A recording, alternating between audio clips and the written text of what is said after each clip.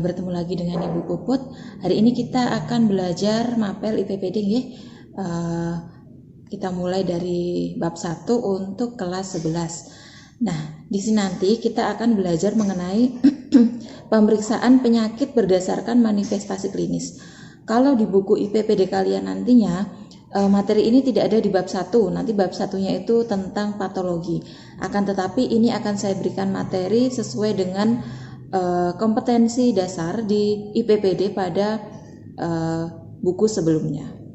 Dan ini juga merupakan dasar-dasar bagi kalian untuk belajar mengenai pemeriksaan penyakit, terutama nanti ada juga pemeriksaan tanda-tanda vital.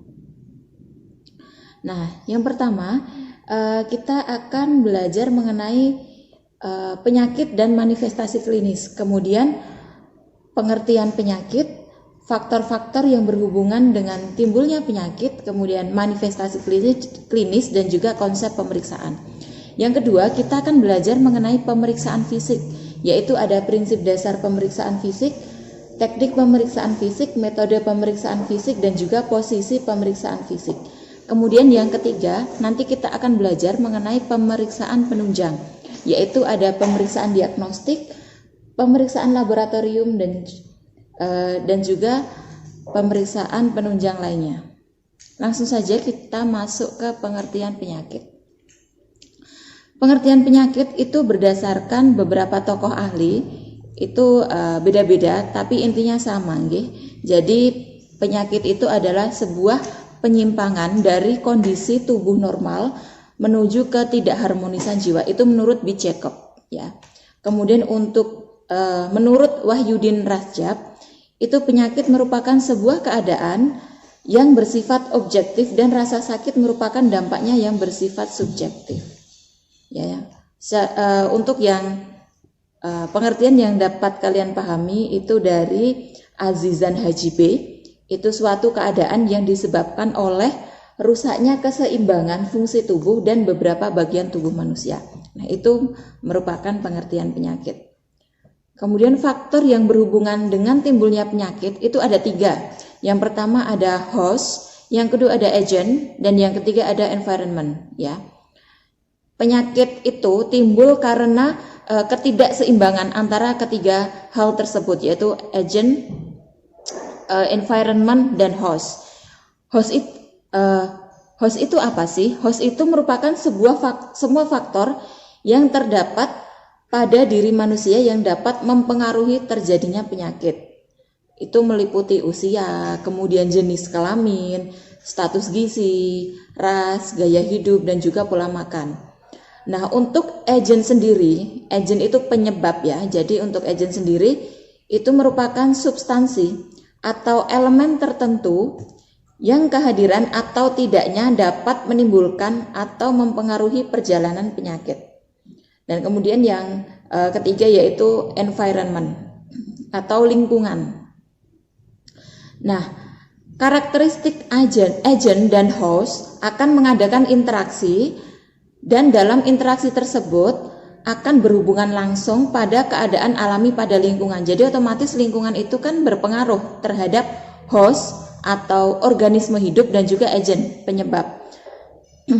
Kemudian untuk environment sendiri itu dari seluruh kondisi dan pengaruh luar yang mempengaruhi kehidupan dan perkembangan suatu organisme, baik itu lingkungan sosial, fisik, ekonomi, dan juga biologis.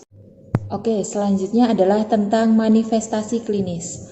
Manifestasi klinis itu secara mudahnya yaitu gejala ya, tanda gejala.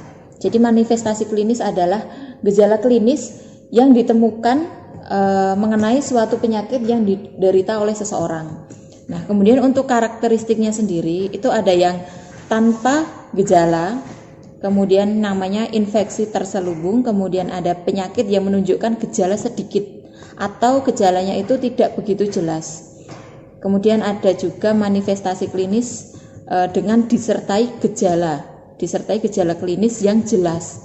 Nah, untuk itu penyakit yang menunjukkan gejala klinis yang jelas itu lebih mudah untuk diamati dan juga didiagnosis oleh dokter. Dan yang terakhir penyakit berakhir. Penyakit berakhir maksudnya pasien yang mengalami penyakit tersebut sudah tidak dapat ditolong atau diobati. Kemudian berikutnya yaitu mengenai konsep pemeriksaan. Pemeriksaan sendiri adalah kegiatan menganalisis kondisi-kondisi tubuh pasien, apakah termasuk dalam kondisi normal atau mengalami gangguan. Ada dua macam pemeriksaan ya, yaitu pemeriksaan fisik dan juga pemeriksaan penunjang. Berikutnya yaitu pemeriksaan fisik ya. Kita bahas yang pertama yaitu pemeriksaan fisik. Pemeriksaan fisik itu pemeriksaan tubuh untuk menentukan adanya kelainan-kelainan suatu sistem atau organ dalam tubuh dengan cara 4 hal ya. Yang pertama melihat atau inspeksi, kemudian yang kedua meraba atau palpasi, kemudian yang ketiga mengetuk atau perkusi, dan yang terakhir auskultasi, yaitu mendengarkan. Nah, pemeriksaan fisik ini dalam keperawatan digunakan untuk mendapatkan data objektif ya atau DO dari riwayat keperawatan pasien. Nah, fokus pengkajian fisik keperawatan akan mendapatkan data kemampuan fungsional pasien. Yang berikutnya prinsip dasar pemeriksaan fisik. Untuk tujuannya sendiri yaitu ada 5 hal. Nanti kalian bisa baca slide-nya di sini di samping. Kemudian untuk manfaatnya itu sangat membantu perawat dalam menegakkan diagnosis keperawatan pada pasien, kemudian mengetahui masalah kesehatan pada pasien, kemudian dasar untuk memilih intervensi keperawatan yang tepat. Setelah kalian menemukan diagnosis keperawatan pada pasien tersebut, otomatis kalian akan tahu untuk menentukan intervensi apa yang baik untuk dilakukan pada pasien tersebut. Kemudian data untuk mengevaluasi hasil asuhan keperawatan. Setelah kalian menegakkan diagnosis dengan pemeriksaan fisik dan juga dibantu nantinya dengan pemeriksaan penunjang, kemudian nanti kalian mengetahui masalahnya apa, penyakitnya apa, kemudian kalian memilih intervensi dan kalian juga akan membuat ASKEP atau asuhan keperawatan sebagai evaluasi. Nah, ini hal-hal yang perlu diperhatikan dalam pemeriksaan fisik. Yang pertama, itu meminta kesediaan atau izin dari pasien dalam melakukan pemeriksaan apapun ya. Nah, itu namanya kalau dalam dunia medis itu namanya informed consent.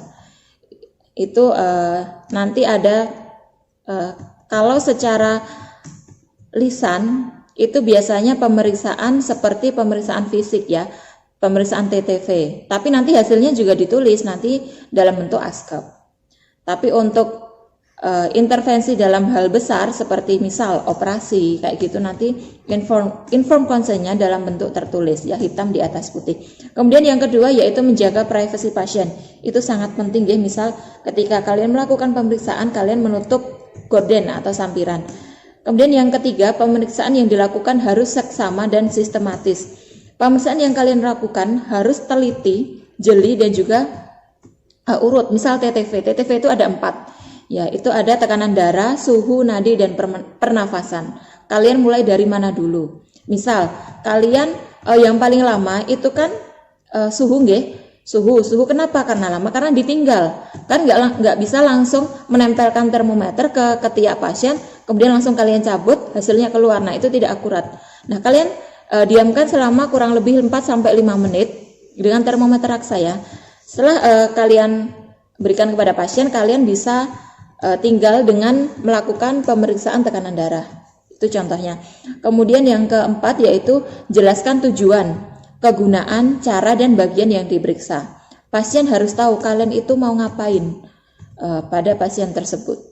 Kemudian memberikan instruksi yang jelas dan spesifik. Gunakan yang keenam, komunikatif dan mudah dipahami. Kalian harus menggunakan bahasa yang digunakan oleh masyarakat pada umumnya. Jangan menggunakan bahasa medis pada pasien. Karena pasien kalian bukan tenaga medis. Tidak semua pasien kalian tenaga medis. Ada yang masih awam dengan dunia kesehatan. Jadi kalian harus menjelaskan dengan bahasa yang bisa dipahami oleh pasien tersebut. Kemudian yang terakhir, memperhatikan ekspresi pasien. Kalian ketika memeriksa, kalian juga melihat ekspresi pasien. Apakah pasien merasa kesakitan atau ketakutan, seperti itu. Kemudian berikutnya yaitu ada teknik pemeriksaan fisik. Tadi ada 4 hal, yaitu inspeksi, kemudian palpasi, perkusi, dan auskultasi. Nah, nanti kalian bisa baca di sini, di samping. Kemudian untuk teknik pemeriksaan yang berikutnya yaitu palpasi atau meraba.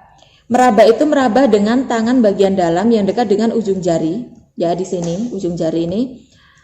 Nah, itu untuk memperoleh data guna melengkapi informasi dari inspeksi. Setelah kalian inspeksi melihat pasien, misal ketika pasien datang, kalian inspeksi apakah wajahnya pucat.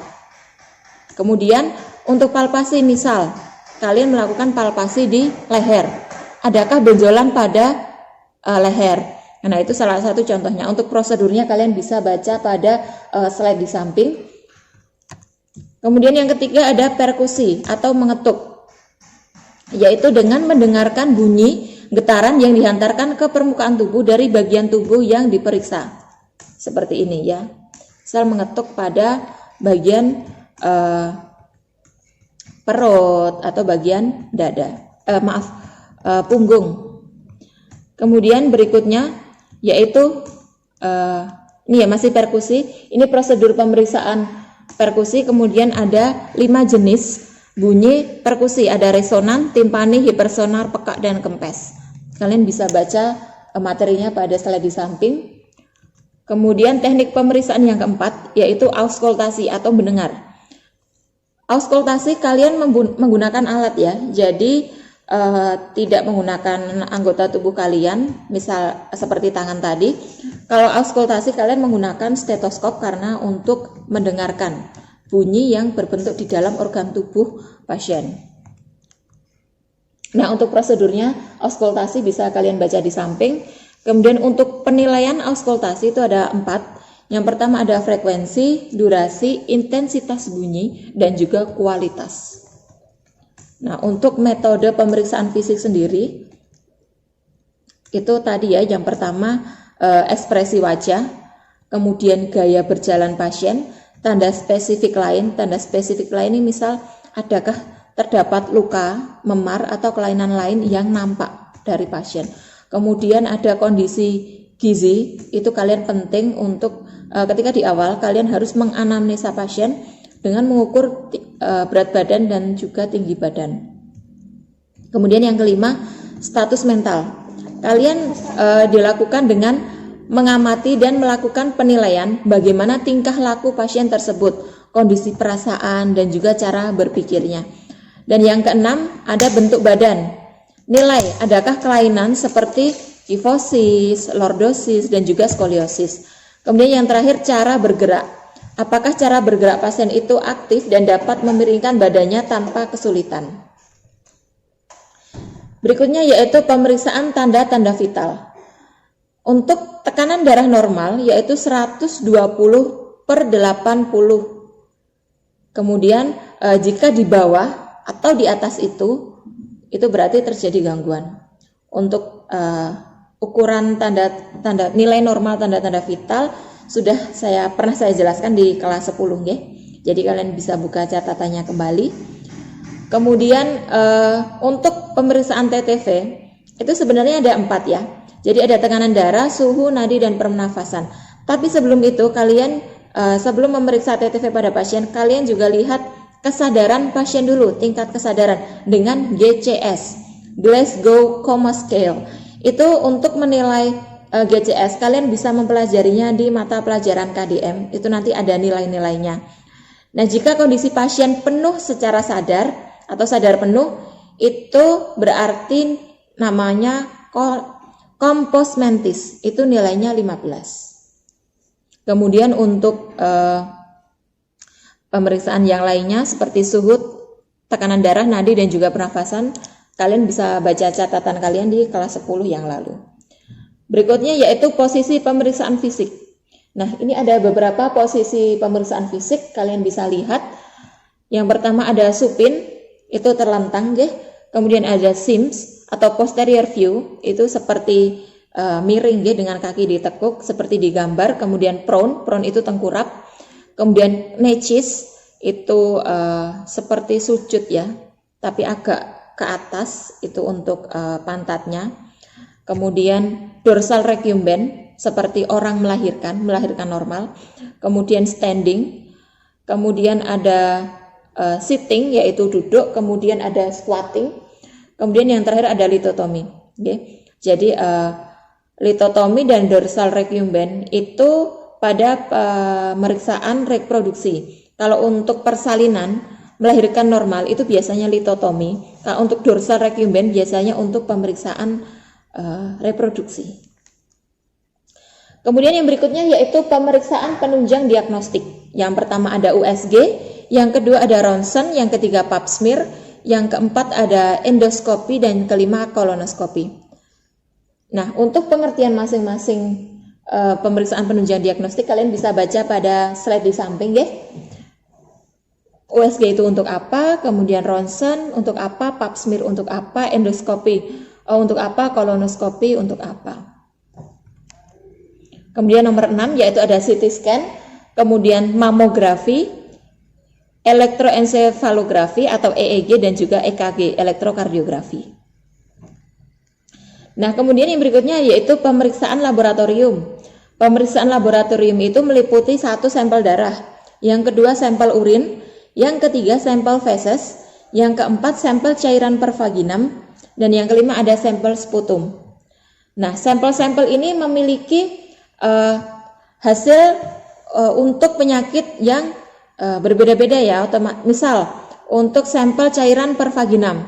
Nah, spesimen dari cairan pervaginam ini untuk mendeteksi penyakit-penyakit yang berhubungan dengan sistem reproduksi seperti itu. Kemudian sampel urin, misal gangguan dalam sistem perkemihan seperti itu. Selanjutnya, oke, materinya sudah habis. Jadi itu tadi untuk materi dasar-dasar ilmu penyakit nggih. Jadi untuk pertemuan kali ini kita masih di bab 1 mengenai dasar-dasar ilmu penyakit, yaitu pemeriksaan penyakit berdasarkan manifestasi klinis. Berikutnya kalian silakan ini dipelajari, boleh kalian rangkum atau kalian catat di buku catatan. Selanjutnya nanti akan saya adakan evaluasi, baik itu via Google Meet ataupun melalui Google Classroom. Sekian materi dari saya, Mapel IPPD, mengenai pemeriksaan penyakit berdasarkan manifestasi klinis. Terima kasih. Wassalamualaikum warahmatullahi wabarakatuh.